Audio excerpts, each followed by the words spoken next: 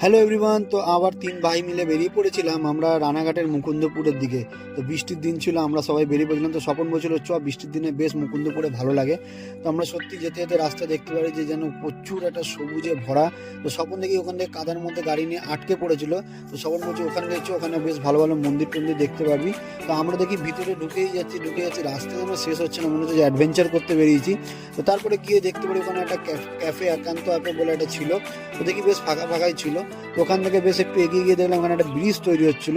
তারপরে দেখতে পারি মন্দিরটা যেন শিব মন্দির, মা কালী মন্দির, অনেক মন্দির ছিল। তার পাশেই একটা মন্দির ছিল জলের মধ্যে। এই জলের মধ্যে মন্দিরটা বেশ দারুণ লাগছিল। তো আমরা সেটা দাঁড়িয়ে দাঁড়িয়ে দেখলাম। এই জলের মধ্যে অনেক ব্যাং ট্যাং ছিল। তারপরে এখান থেকে গিয়ে দেখলাম আমরা পাশে একটা বাগান ছিল, বাগানের পাশে আবার একটা মন্দির। তো বেশ মন্দির টন্দির ঘোরা হলো। তারপরে দেখি রাস্তায় জল জমেছে, ওই জলের উপর দিয়ে আমরা এগিয়ে গেলাম। তারপরে কি এখান থেকে সোজা বাড়ি। তো দেখা হচ্ছে নেক্সট মিনিট ব্লগে। তো তোমরা সবাই মিলে সাবস্ক্রাইব করে দিও, কেমন লাগলো অবশ্যই জানিও।